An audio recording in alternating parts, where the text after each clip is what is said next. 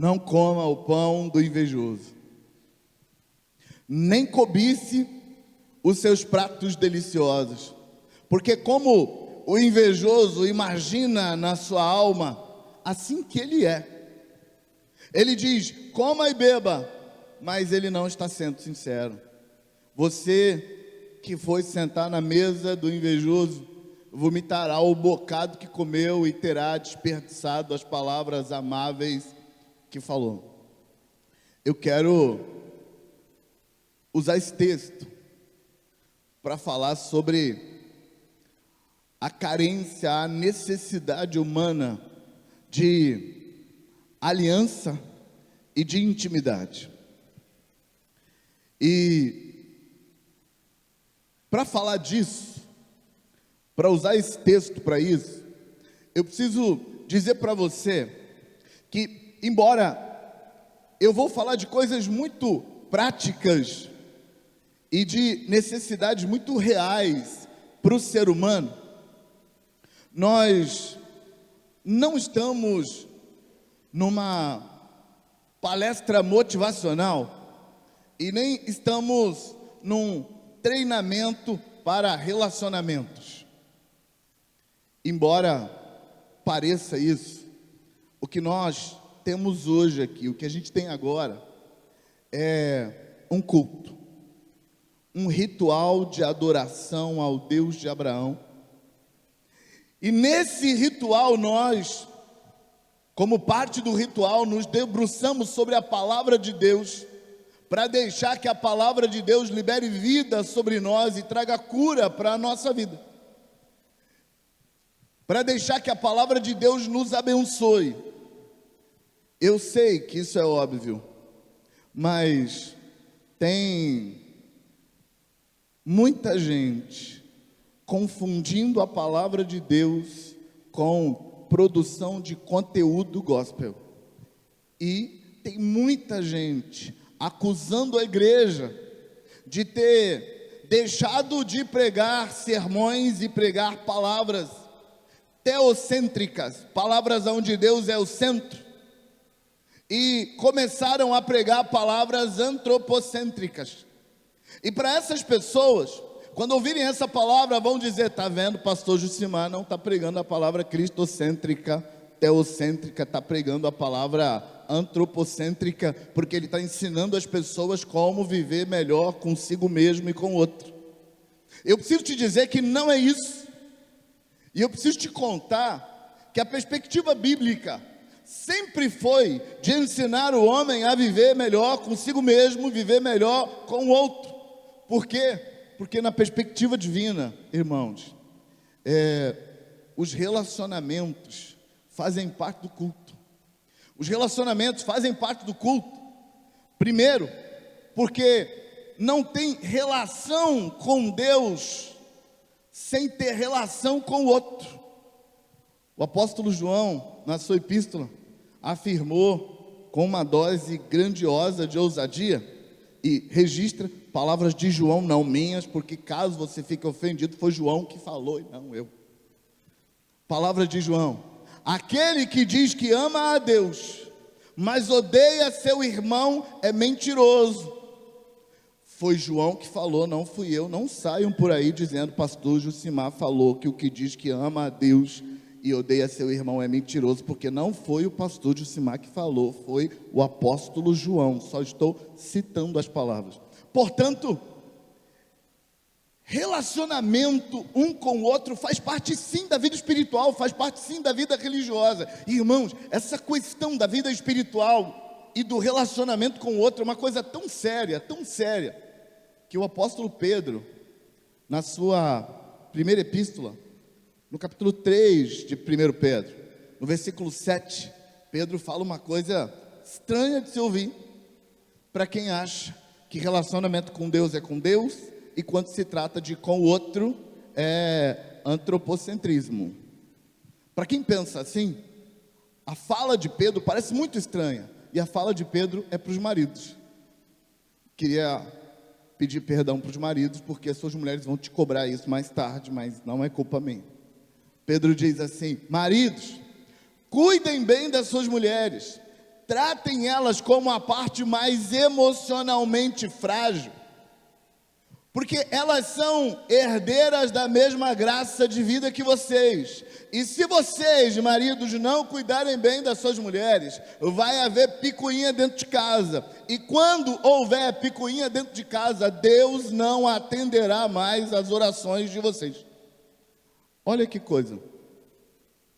Quando tem picuinha dentro de casa, quando as pessoas não se entendem, as orações não são respondidas. Já pensou nisso?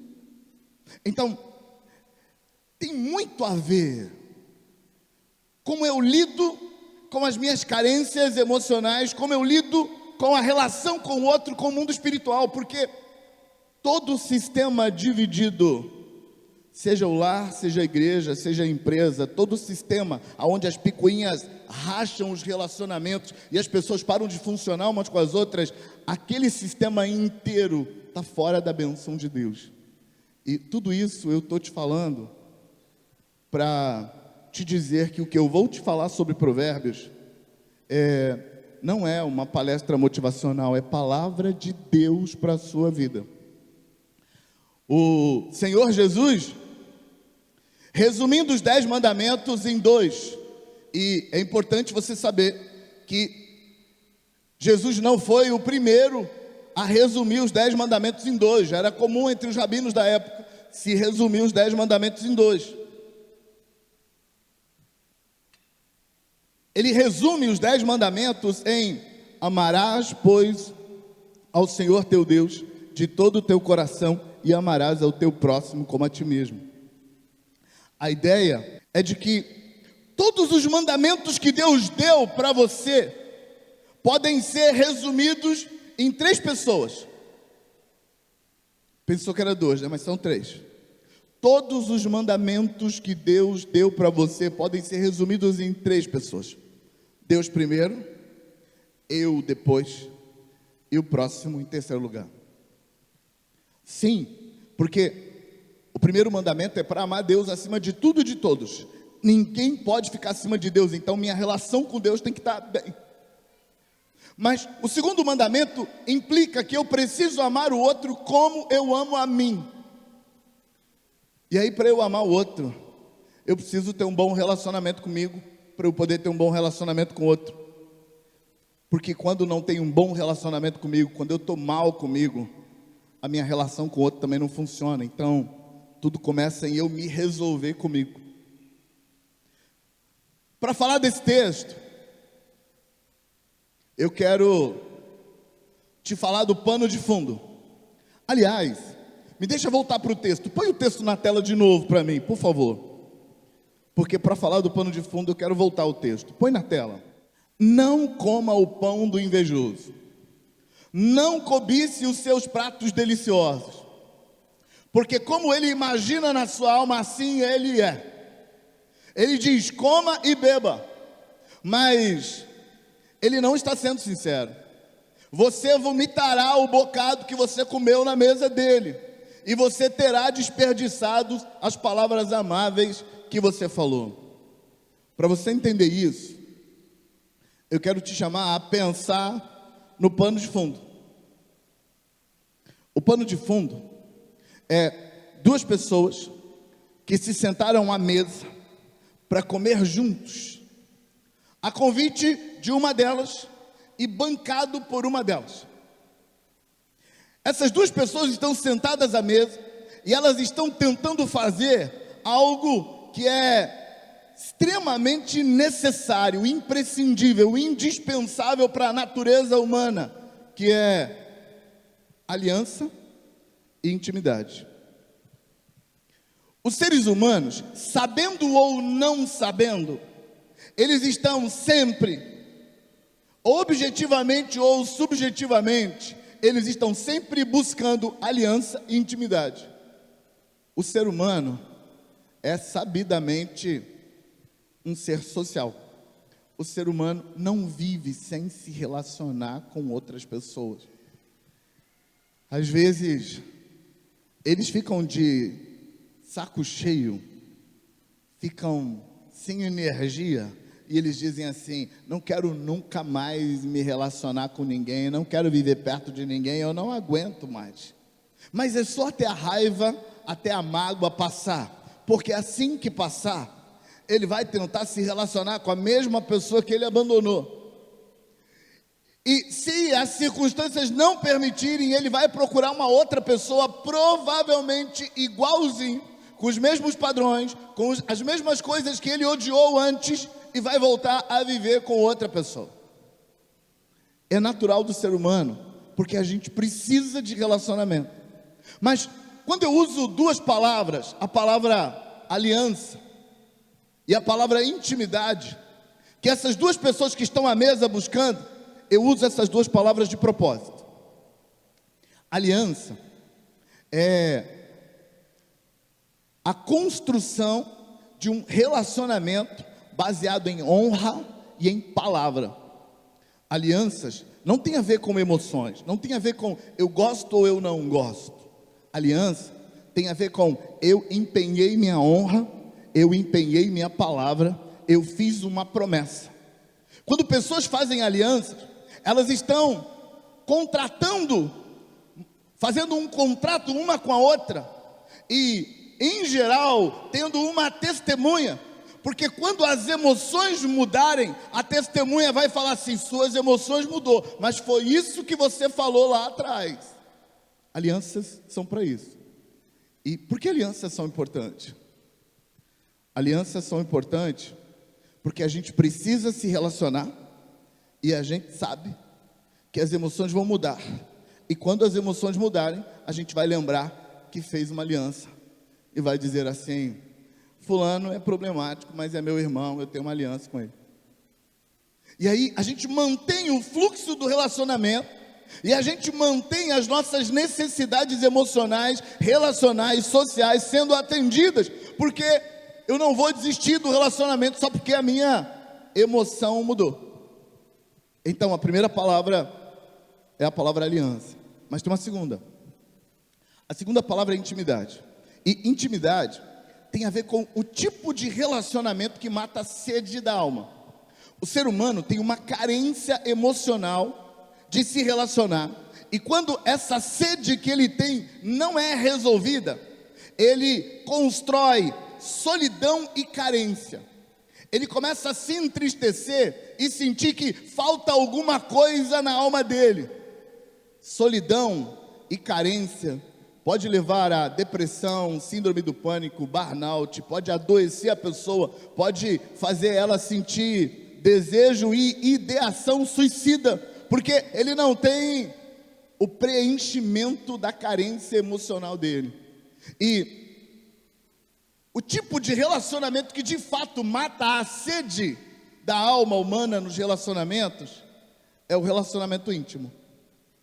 Relacionamentos que não são íntimos, que a gente convive, mas não tem intimidade, eles produzem a sensação de beber água e não matar sede, beber água e não matar sede. No geral, quando você vê pessoas dizerem que elas se sentem só no meio da multidão, significa que está faltando intimidade nessa multidão. Ela está junto, mas não está íntimo.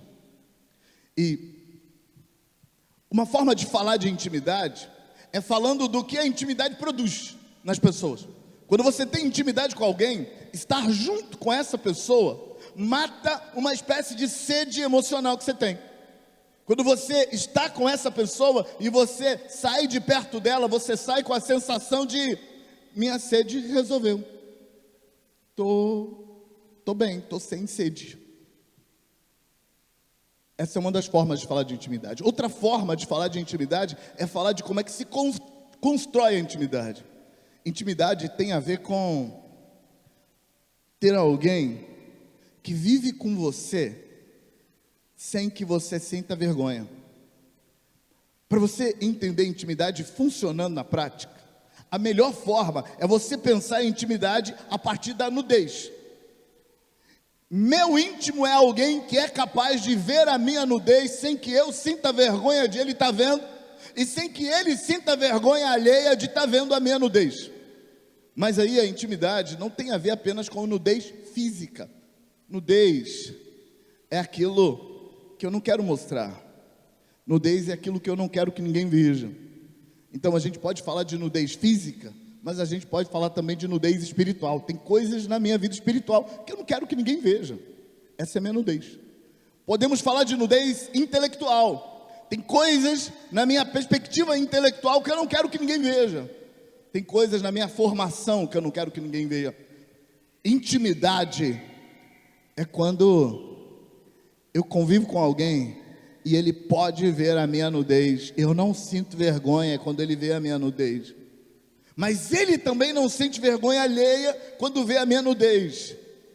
O ser humano tem uma necessidade de ter intimidade com pelo menos uma pessoa na vida, sob pena de seu interior ir se esvaziando, secando, e ele ir se tornando uma pessoa estranha, uma versão muito ruim de si mesmo. Quando a gente não tem gente na nossa vida, a gente seca por dentro. Quando não tem gente tendo intimidade com a gente não se sente bem. A gente sente uma sede que normalmente vai desbancar em alguma coisa, ou vai desembocar, a palavra é essa, não é desbancar, é desembocar em alguma coisa, que vai fazer mal para a gente. Ou seja, quando não tem intimidade, quando eu tenho uma sede emocional de me relacionar, e não tem ninguém preenchendo esse vazio, minha alma vai procurar alguma coisa para colocar no lugar, e em geral essa coisa vai me fazer mal. É aí que entram drogas, vícios, padrões de comportamento que faz mal para a vida. Violência, por exemplo, são reações da alma a isso. Mas eu volto para o pano de fundo e te conto que tem duas pessoas sentadas na mesa, e o que as duas estão tentando fazer?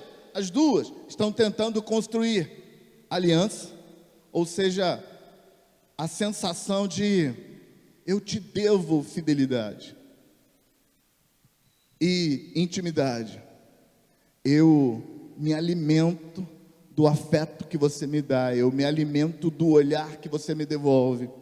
Os dois estão buscando isso. Mas no final dessa reunião, desse almoço, desse jantar, desse café da manhã, dessa ceia, no final dessa refeição, as coisas não saíram bem, as coisas ficaram muito complicadas, porque o texto diz que as suas palavras amáveis, que a sua tentativa de alcançar o coração do outro com as palavras bonitas, não deu certo, porque agora as coisas entre vocês dois estão muito pior do que estava antes do jantar preparado para o negócio andar. E a razão porque as coisas não melhoraram é porque tem dois problemas acontecendo nas almas ali.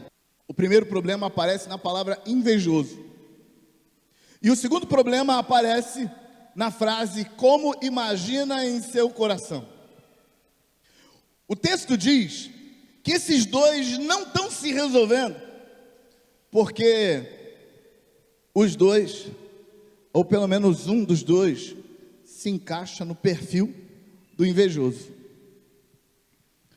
A inveja, na nossa cultura, é de longe a emoção mais mal interpretada.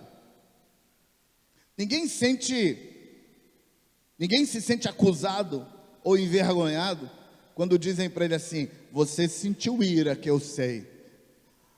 A pessoa no máximo vai dizer: vou trabalhar nisso, vou melhorar.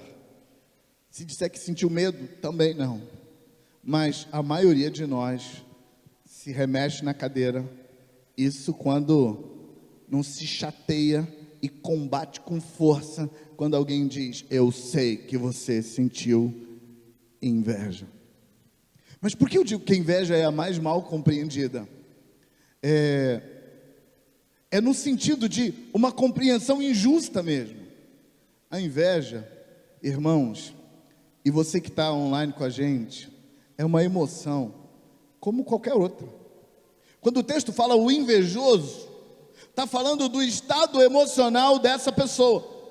mas não apenas de como ela se sente, mas esse invejoso que aparece no texto, ele é um padrão de comportamento. É um padrão de comportamento que essa pessoa vive. Ele é um invejoso porque ele vive um jeito de viver para ser chamado de um invejoso. O que é inveja? Primeiro, é uma emoção como qualquer outra, que todo ser humano, uma hora ou outra, sente. Uns mais, outros menos, uns mais frequentemente, outros menos frequentemente, mas todo mundo sente inveja. E o grande problema da inveja é que, como a gente tem que negar a inveja, a gente nunca trata ela, porque ninguém quer admitir que sentiu inveja. E aí o que a gente faz? A gente transforma a inveja numa outra emoção mais bonita. A psicanálise chama essa transformação de uma emoção em outra de formação reativa. A pessoa sente inveja, mas quando ela vai chorar as mágoas, porque ela sentiu inveja, ela diz que ela sentiu rejeição. Fulano agora ficou metido a besta, desde que ele comprou aquela casa bonita. E aí o olho arreganha assim bem, fica bem grandão assim, aquela casa bonita. Ele passou a me rejeitar insistentemente, não sei o que eu fiz com fulano. Na verdade, a pessoa começou a sentir inveja, a inveja vira raiva e resistência ao outro. A pessoa foge do outro porque está sentindo inveja dele, ela não tem vontade de estar perto, de olhar para a pessoa, então ela foge do outro. Só que em vez de admitir que ela está sentindo isso, para poder resolver o que ela está sentindo, ela acusa o outro e diz: desde que fulano entrou naquele emprego maravilhoso, desde que fulano comprou aquela casa maravilhosa, desde que fulano foi morar naquele bairro melhor, desde que fulano isso, fulano aquilo, ele me rejeita. Então o que ela está dizendo? Ela está dizendo: a dor que eu estou sentindo é rejeição de fulano. Na verdade, a dor que ela está sentindo é inveja. Inveja é uma emoção como outra qualquer. Mas esse texto está apresentando a inveja como um padrão de comportamento de alguém que, em vez de olhar para si e se resolver, e ir para a mesa do almoço com o outro, para se relacionar com a perspectiva de eu tenho sede, você tem sede, vamos juntar e vamos matar a sede um do outro, de forma objetiva, de forma racional, e vamos deixar as picuinhas, as emoções de fora dessa conversa, porque Deus me colocou na sua vida, Deus colocou você na minha vida, a gente tem uma aliança, nós precisamos andar junto para o bem do corpo como um todo, mas também para o bem dos indivíduos que sou eu e você. Então vamos tirar as emoções de fora e vamos resolver a gente. Em vez disso, o almoço, a refeição, vira um momento de magoar, ferir, porque a culpa é sempre do outro, do que eu estou sentindo. O que eu estou sentindo é inveja, mas a culpa é do outro, porque eu estou me sentindo rejeitado por ele, porque ele deixou de fazer alguma coisa que eu queria que ele fizesse. Em vez de admitir que o que eu sinto é responsabilidade minha, eu prefiro dizer que o que eu sinto é culpa do outro, porque se o outro parasse de ser o que o outro é, eu estaria me sentindo de outro jeito. Só que o outro não muda, porque o outro é assim, e eu continuo vivendo a dor de eu estou horrível, eu estou infeliz, a minha vida não funciona. A relação não anda, a aliança, se não foi quebrada ainda, vai ser. E a próxima palavra, que é intimidade, também não tem, porque esse sentar da mesa está adoecido. Eu imagino que você já pegou o pano de fundo, você já entendeu que tem duas pessoas, as duas estão com sede, as duas estão precisando de relacionamento, as duas estão precisando de serem sustentadas, as duas estão precisando de intimidade, as duas estão precisando da sensação de pertencimento produzido pela aliança, mas as duas estão roubando isso uma da outra, porque elas não se entendem, elas se machucam, elas se alfinetam, elas se atacam, em vez de se entenderem e entenderem que existe uma parceria criada por Deus na vida delas, assim como o coração e o pulmão no corpo humano são dois órgãos muito antagônicos, muito diferentes um do outro, mas os dois vivem numa parceria que sustenta o corpo e sustenta um ao outro. Mas em vez disso, o pulmão cobra que o coração seja mais sensível, e o coração cobra que o pulmão seja mais duro, seja menos nhen, que tome uma postura de dureza, e os dois não se entendem, e o resultado é: morre o pulmão, morre o coração, morre o corpo. Depois da palavra invejoso, tem uma frase que ajuda a gente a entender o que está acontecendo ali no pano de fundo, que é a frase: como ele imagina no coração. Como ele imagina no coração, assim ele é. O que Salomão está falando? Quando Salomão diz o que ele imagina, ele é, Salomão está falando do indivíduo que está na mesa com o outro, jantando com o outro, dizendo que planejou aquele almoço para harmonizar a relação, mas ele ataca o outro no almoço, ele derrama no outro o que ele está sentindo, em vez de trazer o outro para perto, ele joga o outro para longe. E Salomão está dizendo que o que esse indivíduo diz do outro, na verdade, é ele que é. O que ele imagina que o outro seja, é ele que é. Ele imagina que o outro seja glutão. Por quê? Porque ele é glutão. Ele imagina que o outro seja individualista, porque ele é. Ele imagina que o outro é egoísta, porque ele é. Ele imagina que o outro isso, porque ele é. Imagina que o outro aquilo, porque ele é. O que ele imagina no coração é isso que ele é. A psicologia chama isso de projeção. Alguns especialistas dizem que tudo que a gente vê na vida, na verdade, é projeção. Eu não vou tão longe, eu acho que não é bem assim, não é tudo. Mas muito do que a gente vê é projeção. E projeção é o quê? É o que está dentro de mim, sendo visto no outro. Por exemplo, se você estiver triste, num dia em que a sua alma não está bem, e que você sente que parece que a cabeça pesa para baixo, e você fica com uma vontade horrível de ficar com a cabeça baixa, toda vez que você vê alguém sentado no banco da praça, com a cabeça baixa, você vai pensar assim: coitado, está triste. Isso é projeção. Talvez ele está com a cabeça baixa procurando o brinco da esposa dele, que esteve ali naquele banco com ele mais cedo e perdeu o brinco, e ele está sentado olhando para baixo, tentando achar o brinco, mas nunca vai passar pela sua cabeça que ele está procurando o brinco, porque você baixou a cabeça de tristeza. Isso é projeção. Projeção é ver no outro o que na verdade está em mim. E aí Salomão diz que o que ele imagina no coração, o que ele pensa do outro, o que ele interpreta do outro, a malícia que ele vê no outro, na verdade está nele. E aí, como ele não entende isso, a relação trava, e nenhum dos dois vai conseguir construir aliança, e nem vai construir intimidade, que é o desejo e é a necessidade do coração de todo mundo. Aí você entende que no pano de fundo tem um padrão de comportamento, de inveja, de dores emocionais sendo mal interpretado, e no pano de fundo também tem o indivíduo fazendo projeção do que está nele para o outro. Essa história não fica direita se a gente não pintar o mesmo pano de fundo, só que agora com pincéis mais saudáveis. Porque você olhou o pano de fundo e os pincéis que pintaram esse pano de fundo estavam doentes.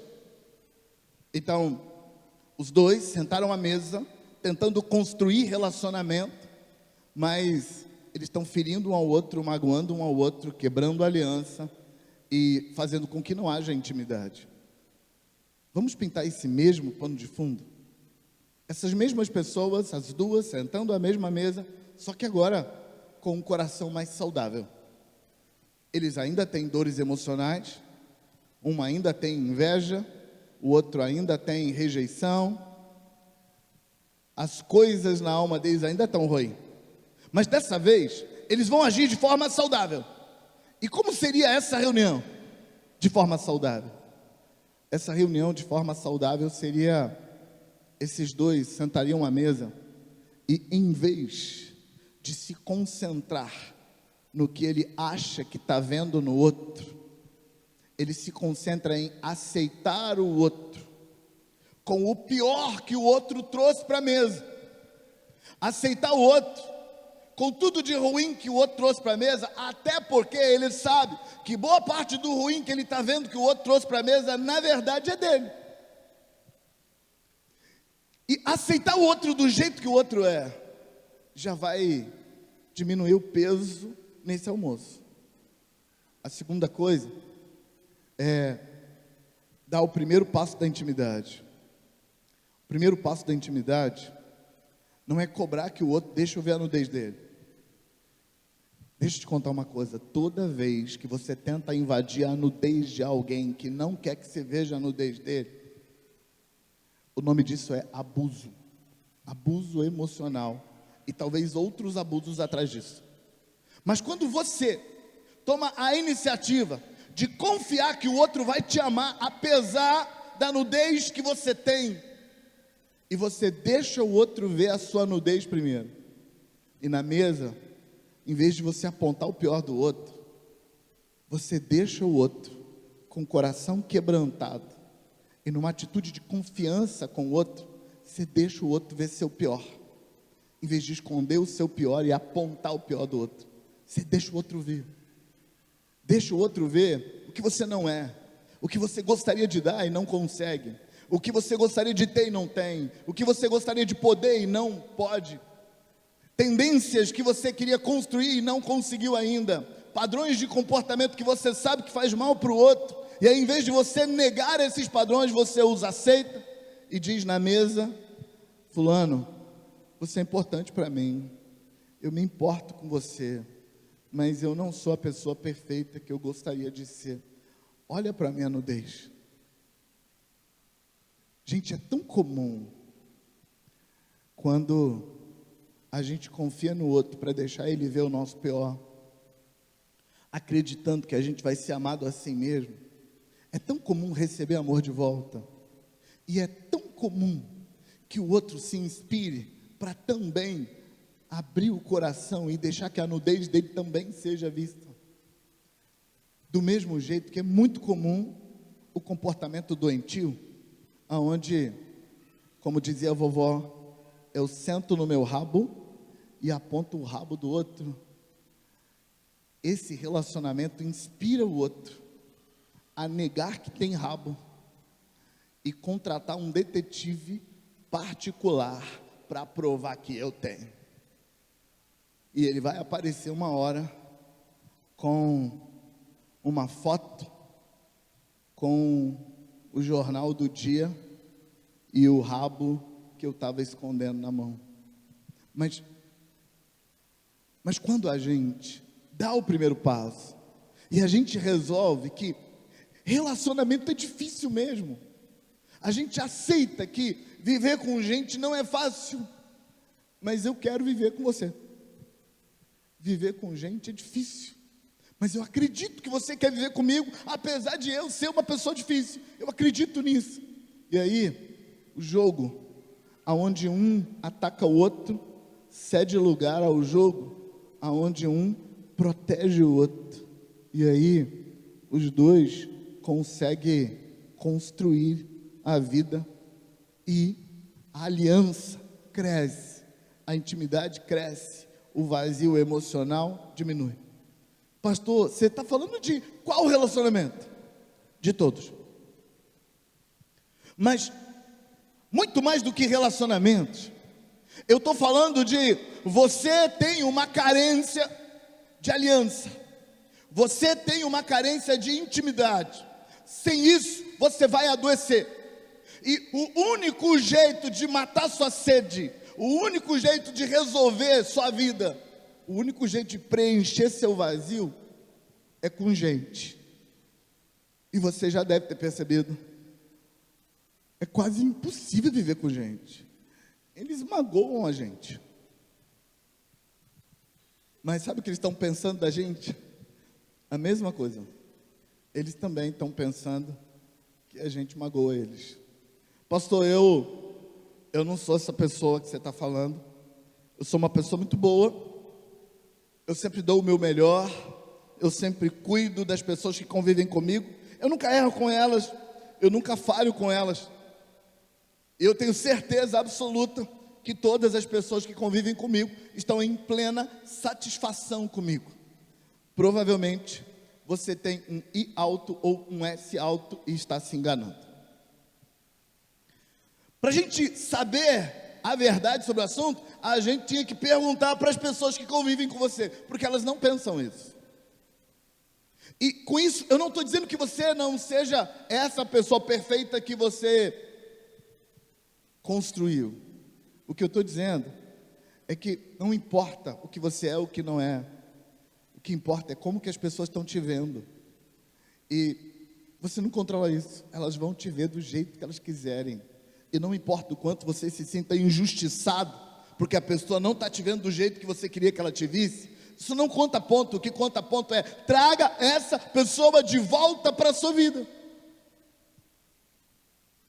Então, para matar essa sede e para tirar esse vazio do coração, esse vazio, irmãos, que está ficando cada vez maior, porque uma das previsões para os últimos dias, uma das previsões de Paulo em 2 Timóteo capítulo 3, é de que os seres humanos nos últimos dias iam ficar cada vez piores. E se os seres humanos estão difíceis de se relacionar nos últimos dias, então nossa sede emocional está aumentando. Se a nossa sede emocional está aumentando, então está aumentando depressão, está aumentando ansiedade, está aumentando burnout, está aumentando síndrome do pânico, está aumentando ideação suicida, está aumentando todas essas coisas, porque as pessoas não estão bem alimentadas relacionalmente. Elas estão mal alimentadas, mal nutridas. E o pior, elas nem sabem que está faltando a nutrição emocional. Elas nem sabem que a construção emocional delas está mal feita. E a solução para isso é que as fontes, as pessoas que Deus colocou na sua vida para te nutrir, façam bem o papel. E para essas pessoas fazerem bem o papel, você precisa sentar na mesa direito. Precisa sentar na mesa sem cobrar, sem acusar, sem atacar. Sentar na mesa compreendendo, entendendo, cuidando. E aquilo que tem que tratar, vamos tratar em você, não no outro. Por que nós vamos resolver o problema do outro? Por que a gente não resolve o seu? Vamos crescer você, vamos melhorar você. E aí, a mesa vai ser uma refeição gostosa e vai dar certo o objetivo da gente se tornar mais íntimo, da gente matar a nossa sede. Irmãos, uma das coisas que Satanás está fazendo é mover os pilares da nossa cultura para fazer a gente ficar com mais sede. Sabe por quê? Porque a sede emocional aumenta a promiscuidade no mundo. A sede emocional aumenta o pecado. A sede emocional faz as pessoas bater na porta errada para matar a sede. A sede emocional faz as pessoas se tornarem uma versão muito pior delas mesmas. Satanás está trabalhando alto nisso.